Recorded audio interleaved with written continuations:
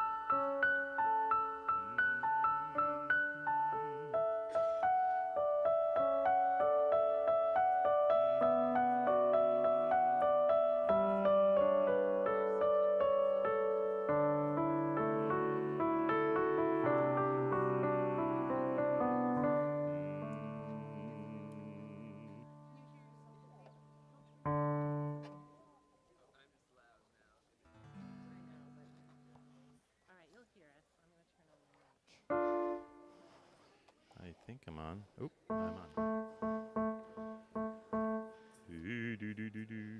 Okay, so this I could put over there. I don't know what it's for. I have my own. All right. Shabbat Shalom. Hi, Matthias. I mean, hi, everybody in the Bromberg family also. All right, we're going to start with a nigun. And a nigun is just a melody without words. So that makes it easy. This one's a real freilich one, a real joyful one, I think. So we'll start medium, and then we'll go up to 55 miles an hour, maybe 60 or 70. We'll start at 45.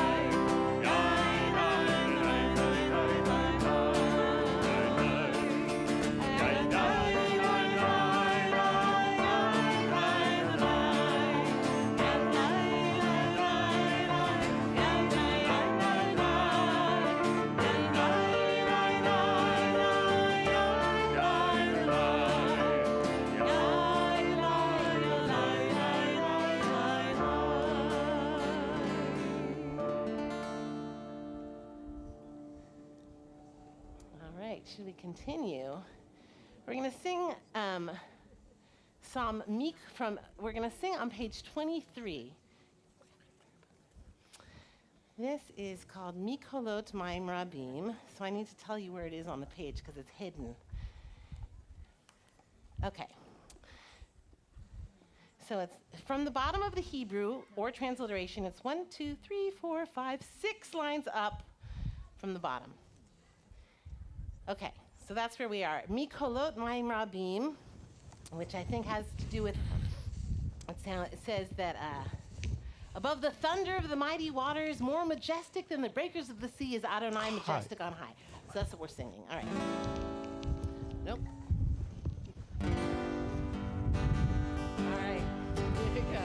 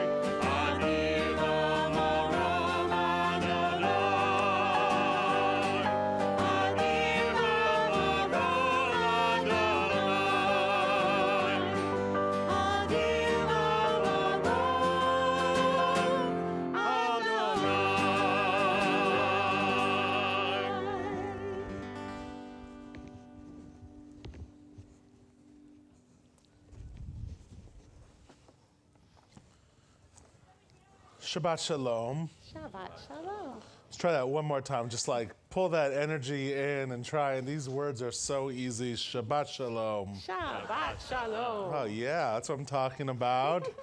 It's a delight to welcome you to Congregation Beth Am. Whether you're here with us each Shabbat or whether this is your first time here, we send a special Shabbat Shalom to everyone joining us streaming. It's a delight to have you fill our sanctuary as well. We're going to invite you to turn to page 2 in your prayer book. And for the honor of lighting our Shabbat candles as well as for saying Kiddush, I'm going to invite forward Jay Hirsch, Barry Asen, Dana Marks, Steve Lazarus, Ron Friedenthal, Bruce Beiser if he's here, Jerry Spector, and Marcel.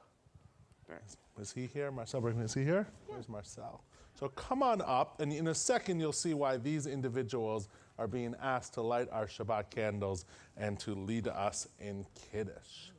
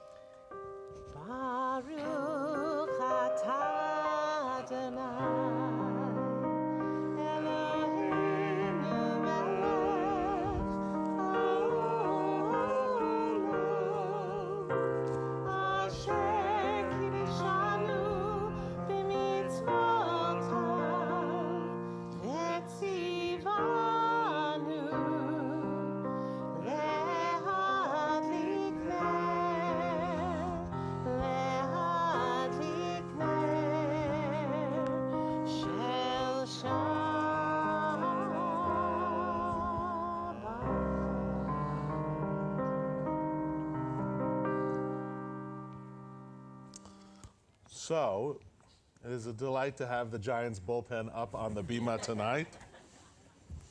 In heartfelt tribute, we honor these exceptional leadership. We honor the exceptional leadership and unwavering dedication of these Beth Am men, each a current or past president of BAM, and the cornerstone of our men's group here at Beth Am.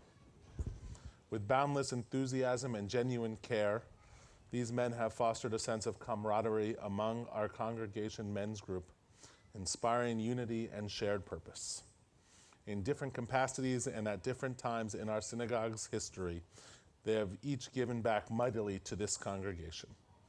They have coordinated meetups and led programs, ranging from Havdalah to poker. They have set up chairs and poured wine and volunteered with local nonprofits. Much of the work they have done takes place behind the scenes, yet they are essential in the day-to-day running of this holy community. Through insightful guidance, empathy, and tireless effort, they have made this place more caring, more insightful, and more fun. They have enriched our synagogue family, exemplifying the true spirit of fellowship and fraternity. They have been kind and compassionate to their rabbis, making us better humans and better leaders. Yet they have not succeeded in changing our unyielding and quite suffering sports affiliations. Within the heart of our synagogue's men's group, the cherished tradition of Kiddush transcends its spiritual significance to embody a powerful symbol of unity and shared purpose.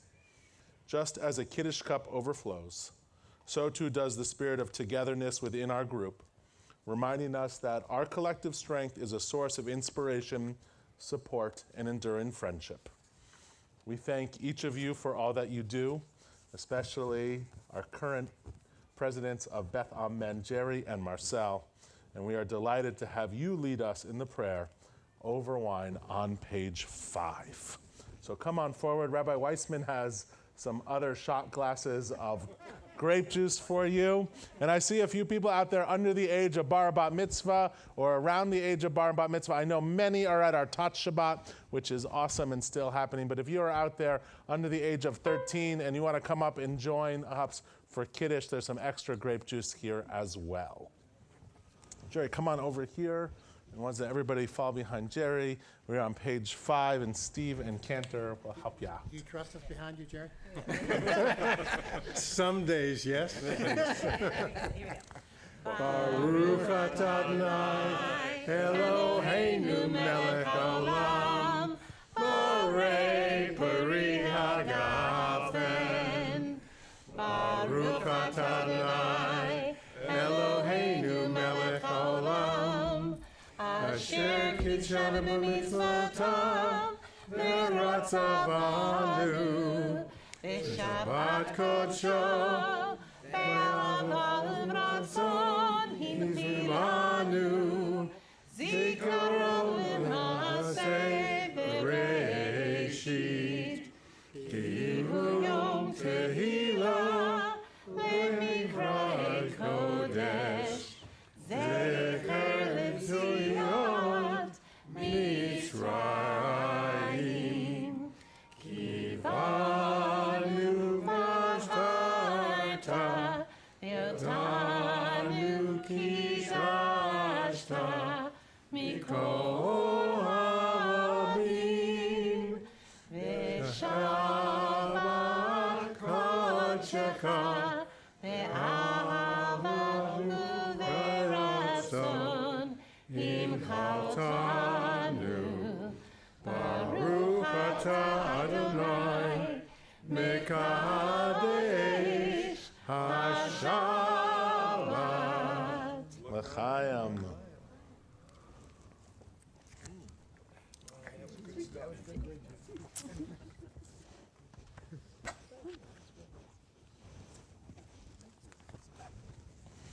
Words of Lachadodi are on page 20. We will sing verses 1, 2, 5, and 9. All right. Right.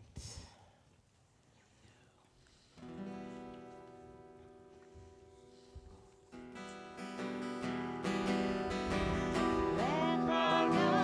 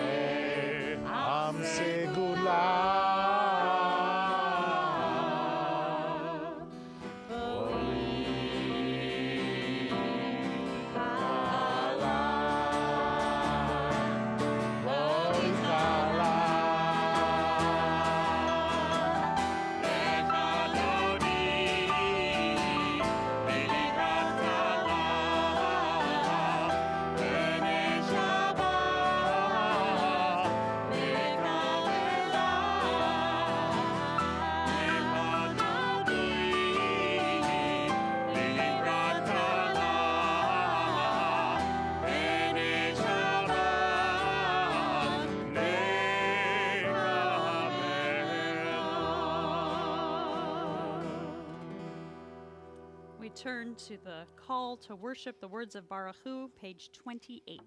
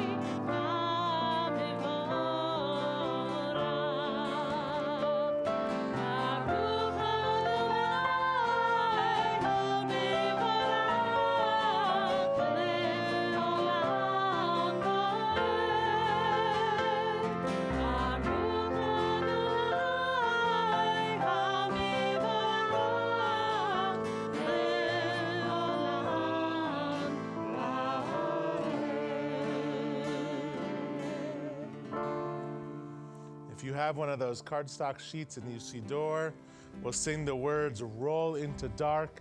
If you don't worry about it. You'll pick it up really quick if you don't know it already.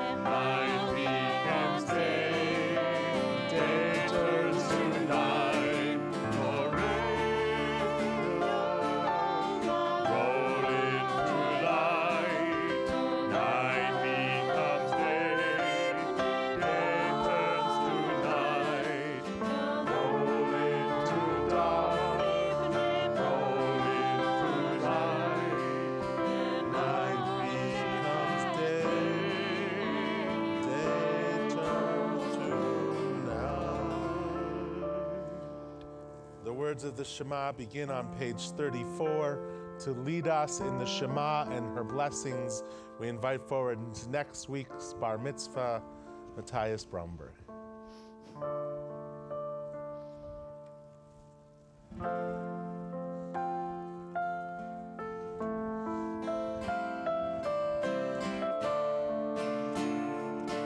Shema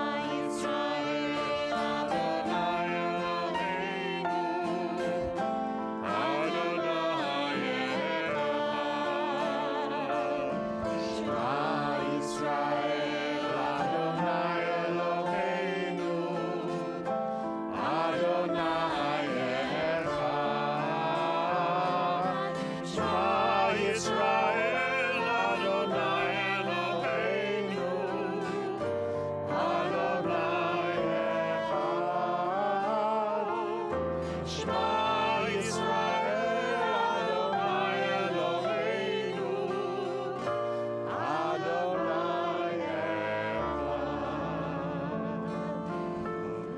Shem Kevod Malchuto, Le'olam Va'ed.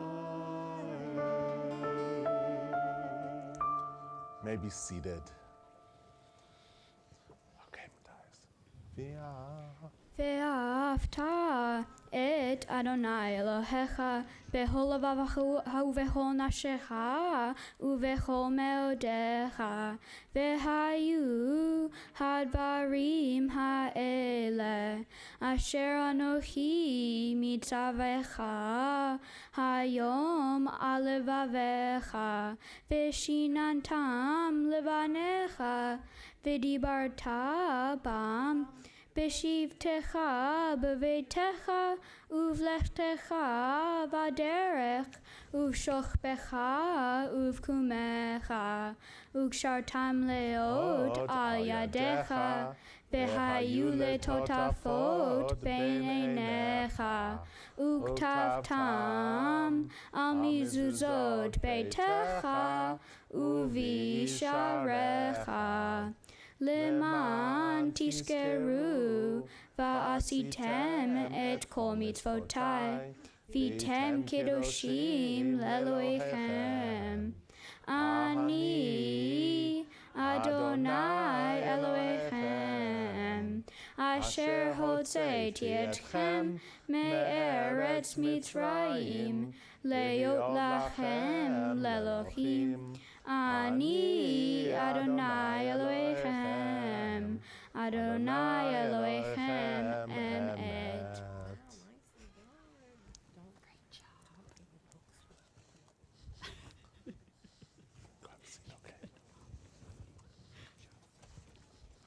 He's ready.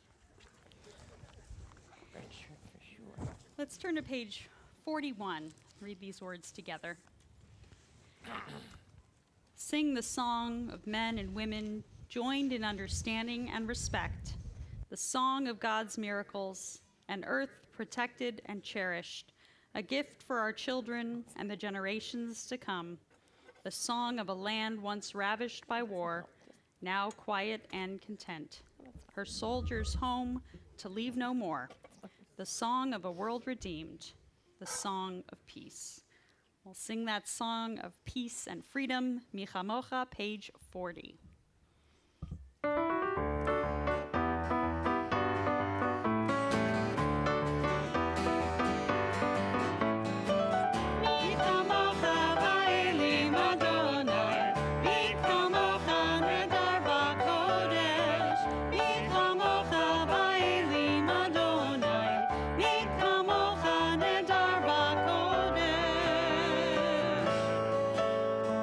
No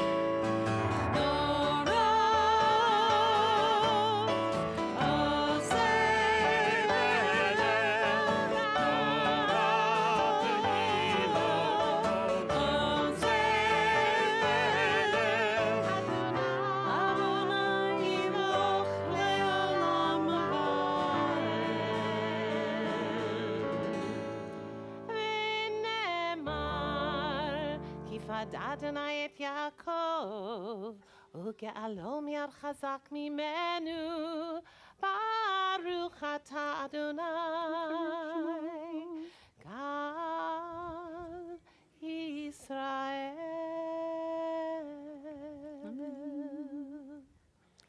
We turn now to the words of our nighttime prayer, the words of Hashkivenu. They ask that we lie down in peace and rise up again to life renewed. And the version we'll sing tonight combines the words on page 42 with the words on page 43, let there be love and understanding among us. And I was sort of wondering why these two pieces were put together.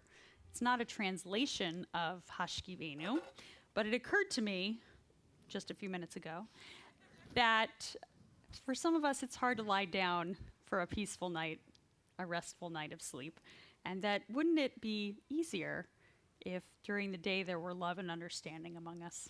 So we hope for a peaceful day of harmony and friendship and a good night's sleep. Page 42 and 43.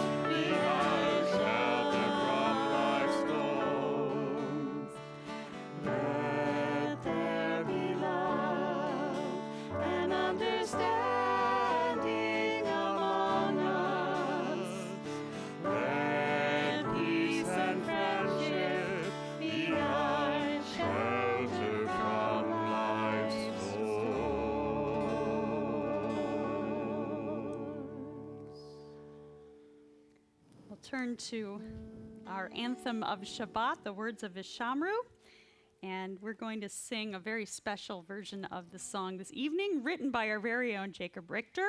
So if you don't recognize it, we've only sung it a couple of times, but I think you'll catch on. Page 44.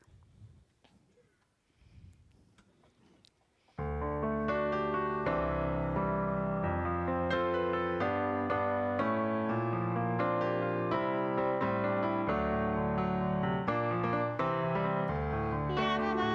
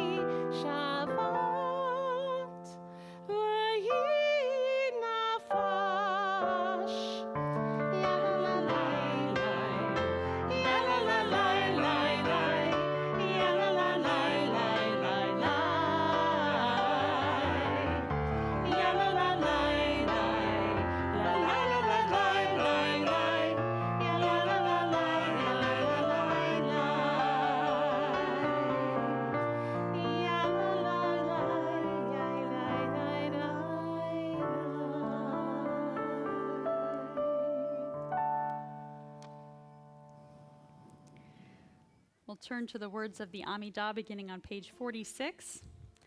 And we'll, as is our custom, we'll chant the first three blessings together and then have some time for quiet, where you can listen to the birds chirping and the children screaming. And when you're finished with your personal prayers, you can be seated.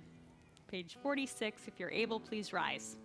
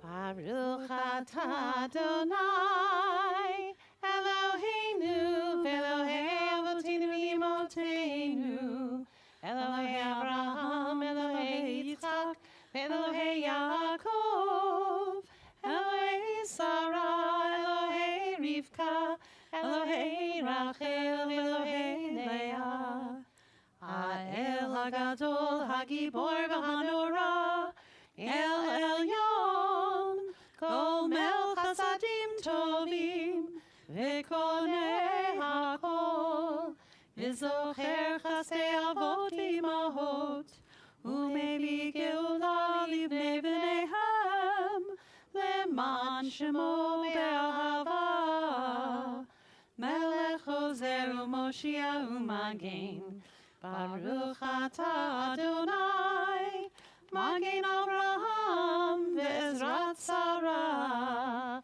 Atah Gibor le'olam Adonai, Mechayei hakol atah Rav le'Hoshia, Morid hatal, Mechakel chayim bechesed, Mechayei hakol be'berachamim rabim, Somech noflim ve'rofeh cholim, U'matir asurim, U'mekayem emunato, Lishenei afar, Michamocha bal gevurot, Oidol melach, Melech memit u'mechayeh, U'matzmiach Yeshua, V'ne'eman atah l'chayot hakol, Baruch atah Adonai,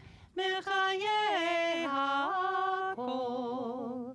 Atah kadosh v'shimcha kadosh, U'kadoshim b'chol yom yehalelucha selah, Baruch atah Adonai, Ha'el HaKadosh.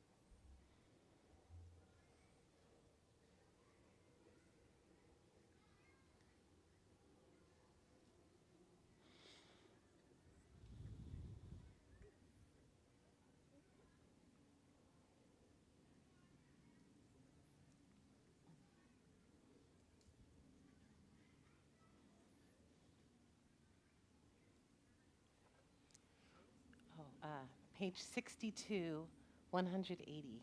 Correct? Yeah.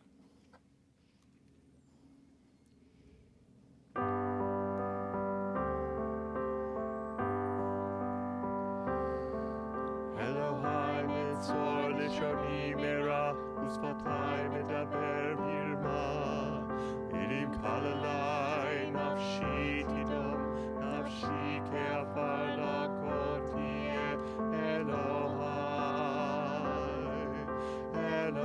Elohai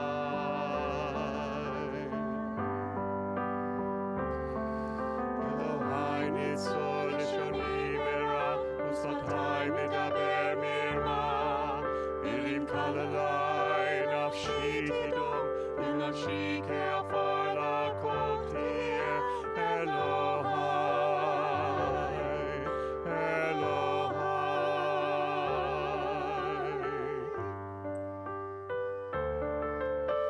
Elohai nitzor lishoni mera usvatai medaber mirma ilim kalalai nafshi tidom nafshi ke'afar lakoti Elohai Elohai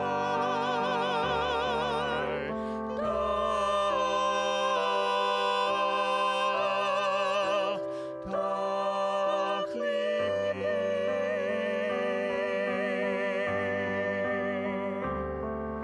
Tach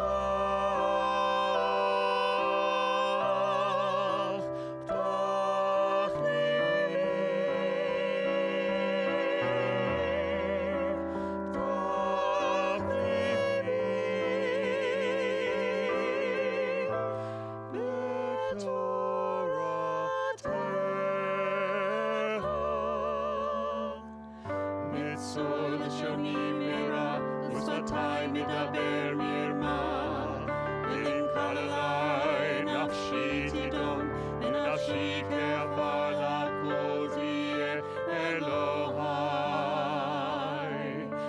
Elohai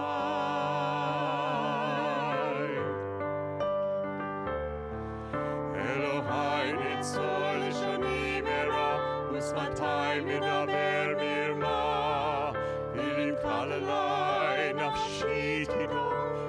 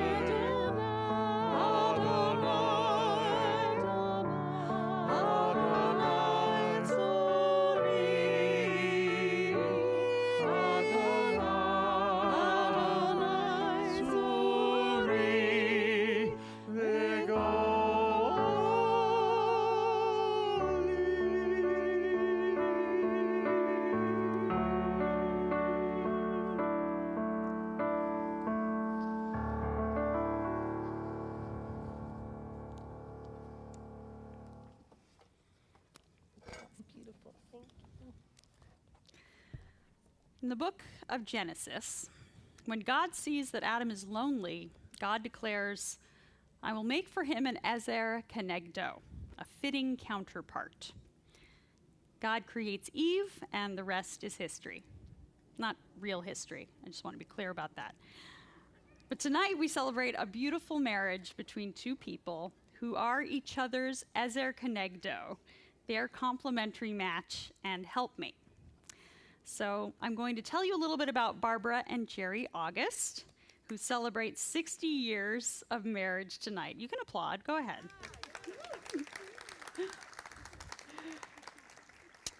It was 1960, and Barbara Kramer moved from New York, where she grew up, to attend grad school at Cal.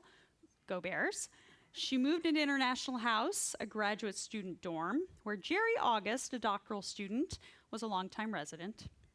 Barbara had seen Jerry in the dining hall, noticing how handsome and strong he looked and the confident way he carried his tray. Jerry, it seems, did not notice Barbara. However, a mutual friend thought they should get together, so she invited the two of them to a Thanksgiving meal. Jerry was already invited elsewhere, but he stopped by this dinner where he met Barbara. She was cute, with long hair, and he liked that she was a New Yorker without what he called that terrible New York accent. He had another dinner to go to, so they did not have long to chat, but soon after, Jerry invited Barbara out to dinner. They had a lovely time together, and at the end of the meal, Jerry revealed that it was in fact his birthday. Barbara was touched that he chose to spend his special day with her, and she says she probably fell in love with him that very night. Jerry took a while longer to be sure of his feelings. He finished his PhD in electrical engineering and decided to travel to Europe for a year. Barbara moved back to New York to work as a psychotherapist. But a year later, Jerry found himself teaching at NYU, and so he and Barbara reconnected. They were married on August 11th, 1963, at Park Avenue Synagogue. They moved back to California in 1965, had 2 children, David and Rachel, and built a life here. They joined the Beth Am's Young Couples Club and then became members of Beth Am, where their kids celebrated B'nai Mitzvah and confirmation. Jerry was president of the board of directors in the 1980s, shepherding the congregation through Rabbi Axelrod's second heart attack and retirement. Barbara has been involved in a variety of Beth Am programs and activities, celebrating her adult bat mitzvah nearly 40 years ago. She's a devoted lifelong learner and is the best reader our Talmud class has ever had. I asked Barbara and Jerry, oh, that one got an applause too, that was good. I asked Barbara and Jerry, as I always do, what the secret to their long and happy marriage has been. Barbara was well prepared. She had an answer. She said, I am committed to lifelong learning. For 60 years, I've been learning how to love Jerry. He's patient, giving, kind, and forgiving. He's wise, a deep learner, and a born teacher. He's an easy person to learn to love. Jerry said their relationship is built on forgiveness, perseverance, and trying to understand the other's point of view. He also said, I'm a thing-oriented person, and Barbara is a people-oriented person. She is mathematically complementary to me. Later, Jerry added, while not what originally attracted me, but what showed over the years, was how loving and nurturing a mother and grandmother she is. Barbara has a strong ethical core to help others. As a clinical social worker with clients in her profession as a psychotherapist, and volunteering many hours at Beth Am, AIDS Committee, Yad Layad, Tikva, Wise Aging, and advising and mentoring many friends. A most caring person, including to me to help my inept social graces. Barbara would dispute that last line. So we are delighted to invite Barbara and Jerry and your family who are here to come on up to the bima to accept our heartfelt blessing on this incredible milestone. We also want to say a special welcome to those who are joining us from afar, who are part of Barbara and Jerry's family. think we have Rachel, daughter Rachel. We've got some grandkids. They made it. We've got Claire and Ethan. We got niece and husband. We've got Ginny and Chuck. We've got Rachel and Jack, yes? Yeah. And we've got Claire and Ethan. So come close, and everyone, if you want to put your hands on their shoulders, this blessing comes from all of us. Mishaberach avotenu v'imotenu. May the one who blessed our ancestors before us bless you, Jerry and Barbara, as you celebrate 60 years of marriage. May the years ahead be ones of health, prosperity, and many blessings. May you continue to delight in each other and in your beautiful family. May you continue to learn and grow, finding meaning and fulfillment in service to your community. And may you feel the love and joy that this congregation has for you tonight and always. Amen. And we got to sing you off the bima. 1, 2, 3. Simmen tov, mazel tov, simmen tov, mazel tov, mazel tov, simmen tov, simmen tov, mazel tov, mazel tov, simmen tov, mazel tov.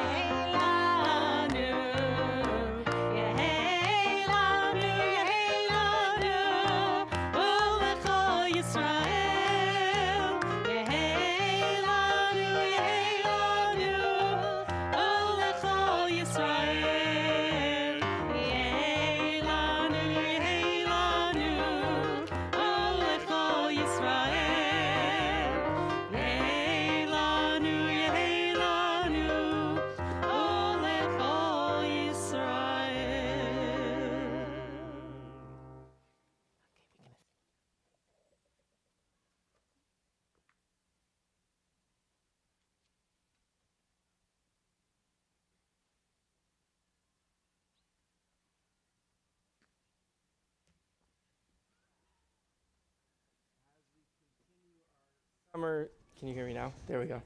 As we continue our summer series of congregant speakers, it is my distinct honor to invite up Larry Shapiro on behalf of Beth Am Men this evening to share some words.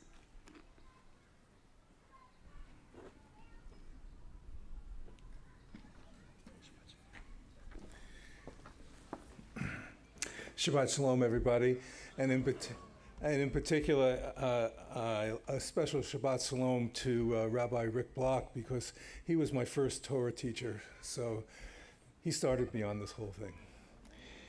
When Rabbi John asked me to be the Beth Am Men speaker for this Shabbat, I felt very honored. When he sent me the Torah portion, I was excited, because it was really an interesting portion. And I immediately started to outline what I was going to say. When I saw John at Torah study a week or so later, he asked me how I was progressing because time was short. And I said, I was puzzled, and I looked at him, I said, what are you talking about? This isn't due until August 11th. And then he looked puzzled at me and said, uh-oh, I sent you the wrong parsha.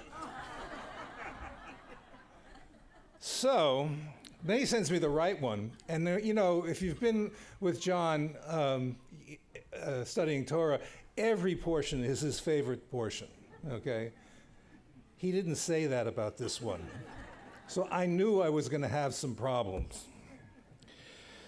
Re'ah, which is this week's parsha, is not an easy part of the Torah to read. There are two basic themes. First, the laws of kashrut, which animals can be eaten, and how to slaughter the animal appropriately. The second theme deals with the nature of Israelites being the treasured people of God. Although the laws of kashrut are clearly important, I'm not a follower of that. Raised in a conservative and somewhat agnostic family on Long Island, my parents did not keep kosher. My mother used to say that we had a kosher-style home, which meant that shrimp and bacon were okay. But the meat was always kosher. And that was because it was provided by my father's Uncle Meyer, who owned a butcher shop in New London, Connecticut. Now, reading this Torah portion really brought me back some strong childhood memories of the giant white freezer chest in our basement, which was filled with paper-wrapped cuts of beef. When we needed beef, our family would pile into the station wagon for what seemed like an interminable drive to New London, Connecticut. It really is about a 2-hour trip, but at that time, I guess it was my sister and myself, always felt that this was like, it went on forever, and we always were saying, are we there yet? Uncle Meyer would set aside what seemed like a half of a cow, but probably was far less, and wrap the cuts of meat in white butcher paper and carefully label each with a black marker. When the meat supply in the freezer would get low, we made the long drive back to Connecticut. Uncle Meyer's butcher shop was really quite large, and in fact, it was divided into 2 sections. There was the kosher section and the non-kosher section. And behind the shop, there was this receiving shed with a huge door, and it led directly onto a railroad siding where they brought the cattle in. And I recall standing on the top of the stairs. I mean, it felt like I was a giant on top of this. It was probably not that big. And I was looking down at the workers where they were leading this steer in.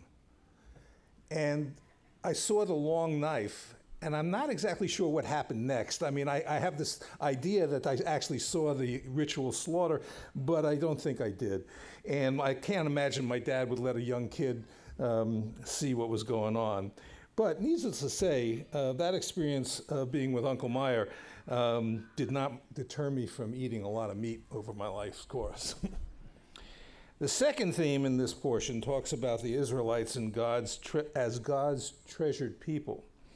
The concept of treasured people in this portion, unfortunately, is linked to God's instructions to wipe out the Canaanites and all their religious sites. This type of commandment is rather difficult to reconcile with modern Reform Judaism. However, there is something pretty interesting in the first 3 verses of the Parsha. They tell us that God set before the Israelites blessings and curses, and when the people entered the land of Canaan, they were to pronounce the blessings from Mount Gerizim and the curses from Mount Ebal. I imagined when I read that the first time is that these Israelites would march through a valley between these 2 mountains, just like the prior generation had marched through the parted Red Sea. They would hear the blessings from one mountain and the curses from the other side. Unfortunately, that's not the way it worked, because in Deuteronomy 27, Moses actually tells you what they're supposed to do. He sends half the tribes up on one mountain and the other half on the other mountain, and then he has the Levites apparently shouting at them. Now, it's really unclear what's happening here, but really the question is, why did the Israelites need to hear the blessings and curses so often? I mean, it's repeated and repeated. In Exodus, in Leviticus, and Numbers, we are frequently told to obey God's commandments. Moses spends the entire book of Deuteronomy repeating what we have already been told, and he is explicit about the blessings that come to the Israelites if they follow the commandments, and bad times will come if they don't follow the commandments.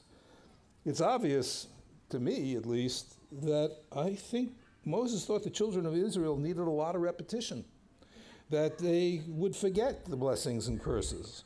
And the first thing they had to do when they entered the land was hear it again.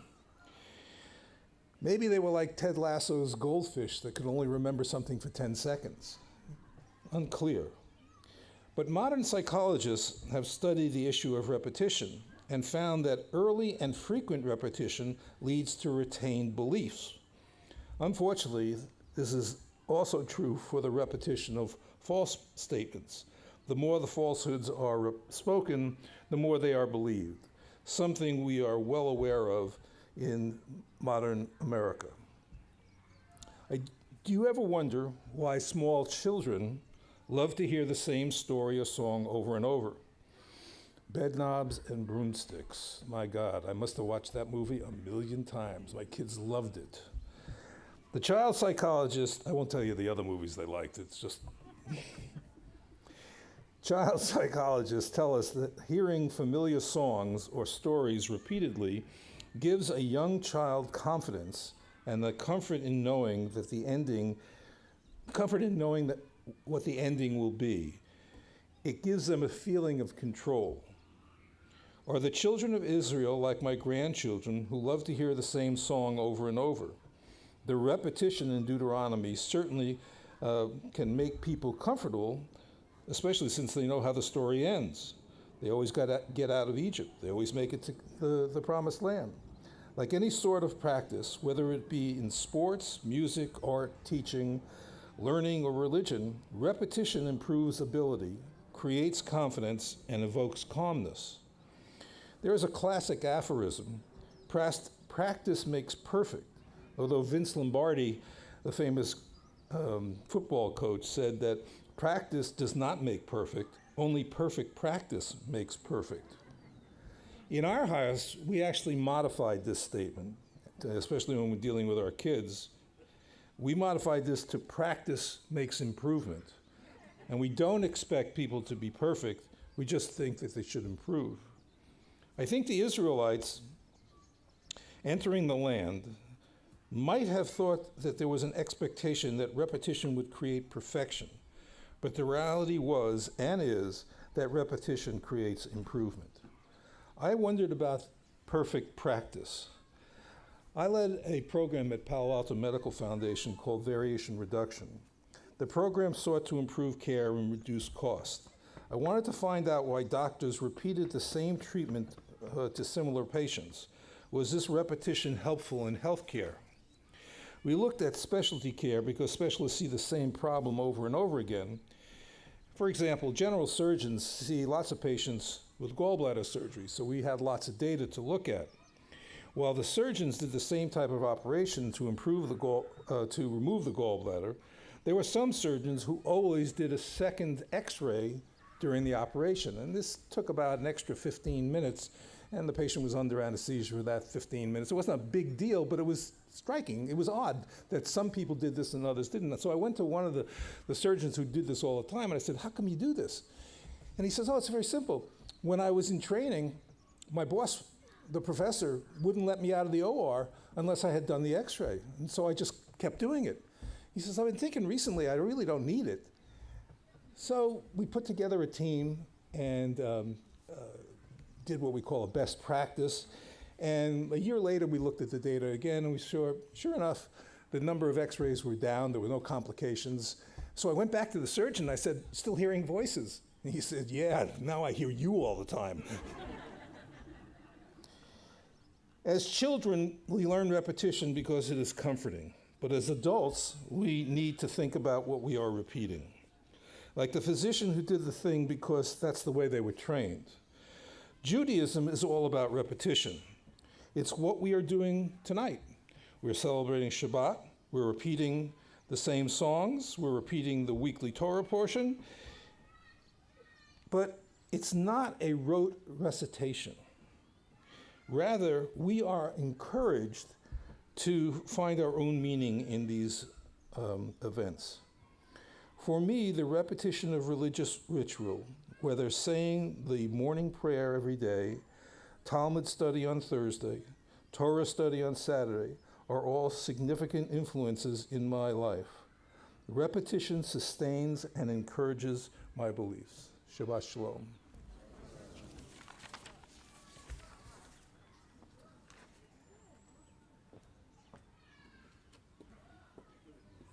Yasher Koach. Thank you, Larry. Continue our service on page 253 or 371. We come to this space over and over again. I appreciate your point about repetition, but each time we come, perhaps we're a little bit different, and perhaps we're here for something different as well. And as we turn to our prayer of healing, we are sending healing prayers of strength and comfort to Ginny Anderson, Alex Brodsky, Susan Carlson, Diane Denenberg, Tony Da Sopo, John Devine, Rudy Andrizi, Marty Gelman, Selena Glader, Hannah Bat Shlomo V'Miriam, Barbara Heiken, Dennis Horn, Moritz Huppert, Miriam Bat Eliezer Vadevora, Judith Ovadia, Sophia Palisban, Rabbi Lori Phillips, Peggy Pizzo, Marvin Schwartz, Stephen Avraham Simon, David Baruch Ben Simona, Julie Sutcliffe, Len Williams, and Yehuda Ben Mini Chawa. I know tonight we're also thinking of all those in Maui and the big island of Hawaii struggling to piece their lives back together after those devastating fires, and send healing prayers to those communities as well. We're on page 253 or 371 in the middle of the page.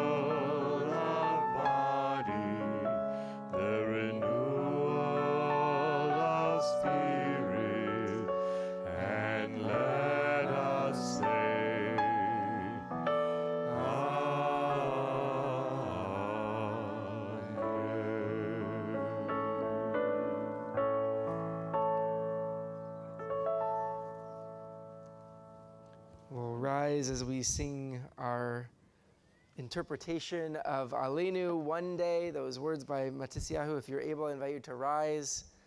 We'll sing those words. If you have a cardstock song sheet, they are on there. I know by heart. But I bet you all know it. No, they have them. See, look at that. Many of the words are one day, so.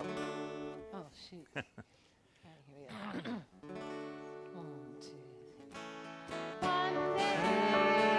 One day, one day, one day, one day, one day. All my life I've been waiting for, I've been praying for the people to say that we don't want to fight no more. There'll be no more war, and our children will play. One day, one day, one day, one day, one day, one day. Sometimes in my tears I drown, but I never let it get me down. So when negativity surrounds, I know someday it'll all turn around, because one day in life I've been waiting for, I've been praying for the people to say that we don't want to fight no more. There'll be no more war, and our children will play. One day, one day, one day, one day, one day, one day.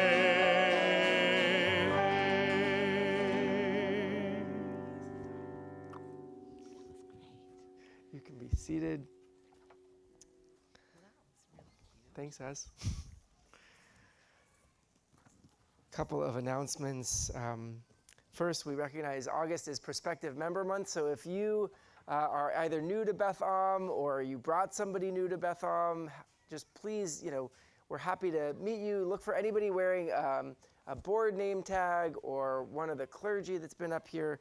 Happy to introduce ourselves and get to know you, tell you a little bit about this wonderful community throughout the month of August. It's not too late. There are 2 Shabbatot left in August. So if you have friends that you want to share Beth Am with, we invite you to bring them. Our tzedakah box this month, which is right in the back of the outdoor chapel here, our funds are going to Hope's Corner, a longtime partner of Beth Am that provides, it's a nonprofit that provides meals, showers, and shelter to area residents. Hope's Corner meets the needs of our community by providing free, nutritious meals and warm showers to anyone in need. We believe in one inclusive community that cares for all of its people. I know many members of our community on an ongoing basis will volunteer with Hope's Corner. It's really an organization that we have a really tight partnership with. So we encourage you to give generously to the tzedakah box, or you can donate online or through Venmo or Beth-Am. Also, I mentioned the fires in Maui and Hawaii earlier. We don't have an official tzedakah box charity, but 2 organizations that have come across our radar that are doing important work and have set up funds or are in the process of setting up funds to go to residents of Maui are the Hawaii Community Foundation, which has its Maui Strong Fund, and also the Jewish Community Services of Hawaii is directing funds and resources to residents of Maui and Hawaii. So you can Google those and give directly to those. And we'll get them on our website after Shabbat as well. Also, a reminder that there's a lovely oneg right across the breezeway in the outdoor patio in honor of Barbara and Jerry's anniversary. Thank you to the 2 of you and your family for sponsoring that oneg. I'd like to add a special thank you. This has been so wonderful tonight, especially Jacob, having Steve Goodman singing so beautifully, bringing the bass, the lower notes. Amen. Yes, I think you could get an applause. And how wonderful to have Jacob Richter playing for us tonight. You bring so much freshness. It's so beautiful to hear your playing. Is this it? Are you going back to school soon? Yeah, we have one more. Okay, good. All right, one more. Right. Can't go back to school until we do one more song. The second Friday of September, I think. Yeah. Or sometime. Anyway, okay, we'll have one more Jacob Richter. All right, Shabbat. good. Woo. Thank you both very much. Thank you for being here. As we turn to our prayer of memory, as I read the name of your loved one, I invite you to rise in their honor and remain standing. This week we're in the period of Shiva, the first week of mourning for Elaine Ehrman, mother of our members Cynthia Graham, Leslie Behar, Richard and Lindsay Ehrman, grandmother of Joseph, JB and Daniel Behar, and Michael and Peter Ehrman. We're in the period of Shloshim, the first 30 days of mourning for Thomas Nordlinger, Robert Bloom, Jerome Jerry Behar, and Jane Fellows. This Shabbat marks the yahrzeit, the anniversary of death, for Carl Alper, Ina Alper, Alia Azankot, Thomas Tommy Batat, Ernest Baum, Harriet Berman, Leo Bienenstock, Edna Ruler-Billick, Herbert Bleckman, Leah C. Blumenkrantz, Nancy Bosley, Jill Cohen, Samuel Cutler, Thomas S. Doron Jr., Bernard Ector, Laura Elligator, Ralph Epstein, Dora Fine, Boris Fleischman, Marcos Gesundheit, Jackie Glader, Eleanor Goldberg, Peter Goldberg, Lorraine Gross, Ernest Grossman, May Harrison, Milton Hirsch, Edward Hirschberg, Marilyn Hoffman, Richard Hoffman, Micah Jarvis, Yvonne Jolly, B. Kafka, Fania Kahan, Ruth Cantor, Albert Kaufman, Judith Kramer, Betty Kulik, Abraham Leonov, Howard Levin, Sharon Lipson, Haya Namovna Mezheritsky, Dina Malenko, Joyce Miranda, Benjamin Modlin, Andrew Moser, Anna Nachenzi, Martin Joseph Newelt, Keith Norton, Ken Oshman, Natan Pelix, Yevgenia Pelix, Ida Rosenblum, Mirko Rudman, Mary Ruvalo, Jack Schreier, Michael Sinton, Louise Steiner, Louise Sturp, Diane Turman, Alice Tobler, Bonnie K. Tonneson, Manuel Trube, Anna Weisblatt, Samuel Weinberg, Rona Weinstein, Barbara Weiss, Miriam Wilnai, and Madeline Winter. If there's someone who you're thinking of, I invite you to rise and share their names with our community at this time.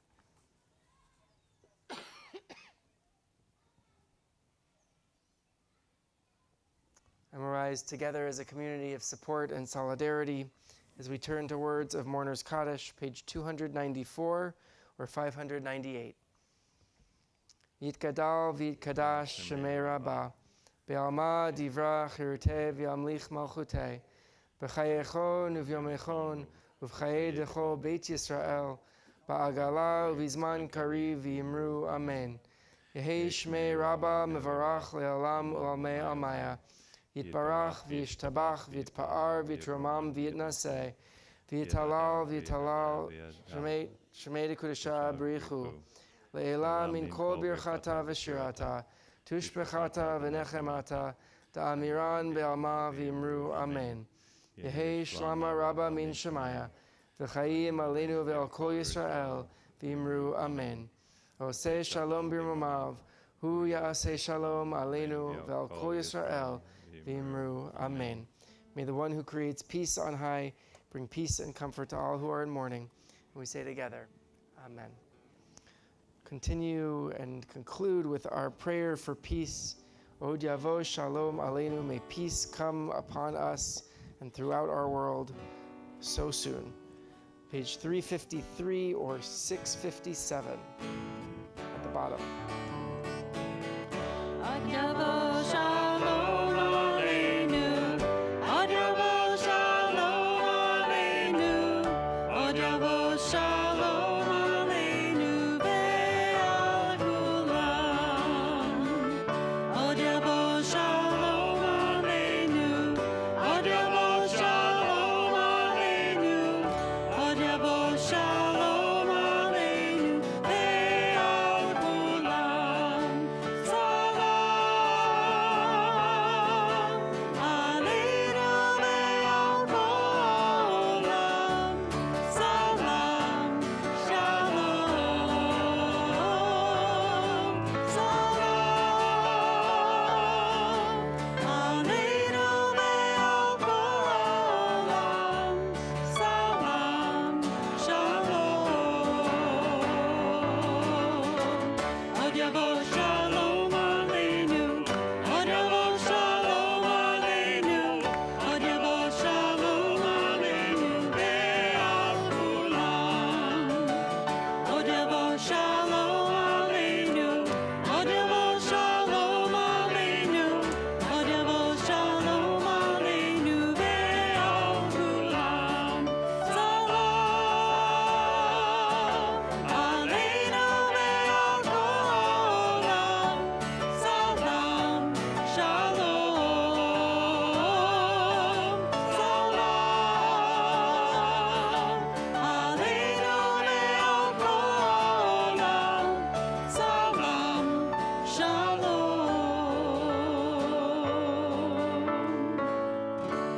Od yavo shalom aleinu, od yavo shalom aleinu, od yavo shalom aleinu ve'al kulam.